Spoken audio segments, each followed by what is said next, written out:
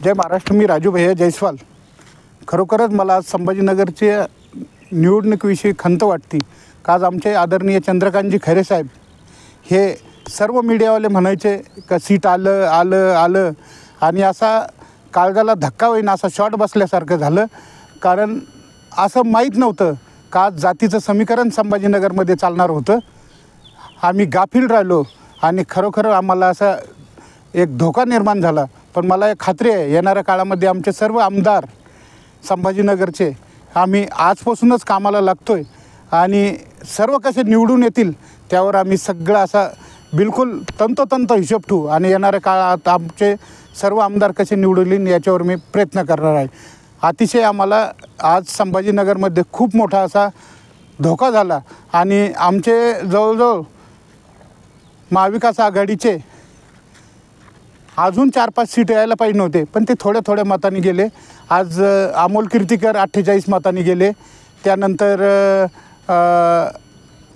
आमचे राऊत साहेब गेले आणि आता खैरे साहेब जरी आले असते तर आम्ही आज 96 संभाजीनगरमध्ये आज काम केलं असतं. पण आम्हाला जनतेने नाकारलं म्हणा या काय त्याचा इफेक्ट झाला हे सांगता येत नाही. पण येणाऱ्या काळामध्ये आम्ही जनतेशी निगडीत राहून खूप असं मोठं कार्य करू का जेणेकरून आमचे सर्व आमदार आणि महानगरपालिका यावर कसा भगवा फडकवता येईल त्यासाठी मी काम करणार आहे. त्यासाठी मी रात्रंदिवस संभाजीनगरच्या घाटीमध्ये काम करतो. आदरणीय सर्वांना विनंती आहे का संभाजीनगरच्या घाटीकडे विशेष लक्ष द्या. कारण आज मराठवाड्यातून सगळे रुग्ण गरीब लोक आज संभाजीनगरच्या घाटीला येते आणि व्हेंटिलेटरची कमतरता आहे. उद्धव साहेबांनी कसं व्हेंटिलेटर करोना काळात सांभाळलं हे तुम्हाला मी माहीत आहे. पण आज व्हेंटिलेटर नसल्यामुळं दररोजचे 2-4 पेशंट आपले एक्सपायर होते. तुम्ही हात जोडून आदरणीय सर्व सत्तेत असलेल्या आमदार खासदार राज्यमंत्री कॅबिनेट मंत्री यांना एक शिवसैनिक म्हणून विनंती करतो का आपण ह्या गोष्टीकडे लक्ष द्याल याची मला खात्री आहे. कारण रुग्णसेवा हीच ईश्वर सेवा आहे आणि मी ही सतत रुग्णसेवा बाळासाहेबांच्या आशीर्वादाने 24 तास संभाजीनगरमध्ये करतो. मला आनंद वाटतो का मी जास्तीत जास्त पेशंट प्रायव्हेट हॉस्पिटलला जाऊन देत नाही, घाटीमध्येच ॲडमिट करतो.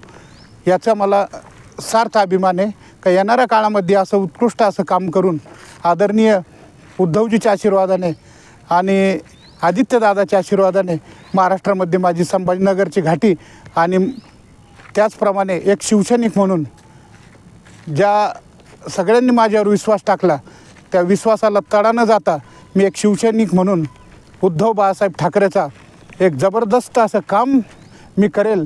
आणि उद्याच्या माझ्या आधारस्तंभ आमचं लाडके व्यक्तिमत्व आदरणीय आदित्यदादा ठाकरे यांचा उद्या वाढदिवस आहे आणि त्या वाढदिवसानिमित्त मी बिलकुल सर्व महाराष्ट्रीयांना शुभेच्छा देतो. येणाऱ्या काळामध्ये महाविकास आघाडीचं जोमाने आपण महाराष्ट्रामध्ये सरकार आणू त्या दिशेने आम्ही काम करीत आहोत आणि उद्धव साहेबाचा आणि आदित्यदादाचा आशीर्वाद माझ्यासोबत आहे. मी येणाऱ्या काळात सर्व संभाजीनगरवासियांना खात्री देतो का तुम्ही विश्वासाने माझे आमदारकीचे हे सीट या महानगरपालिकेचे सीट तुम्ही निवडून द्याल. बाकी अपेक्षा काय नाही. पण उद्या आदरणीय आमचे लाडके जे आधारस्तंभ जे मला कपड्यापासून विचारतात का आज राजशेठ कोणता ड्रेस घातला असे आदित्यदादा ठाकरे यांचा उद्या वाढदिवस आहे आणि त्या वाढदिवसाच्या सर्व शिवसैनिकांना व शिवसैनिक परिवारास व मायबाप जनतेस मी कोटी शुभेच्छा देतो आणि पुन्हा उद्धवजी बाळासाहेब ठाकरे यांचं सरकार महाराष्ट्रामध्ये आणल्याशिवाय चूप राहणार नाही. जय हिंद, जय महाराष्ट्र.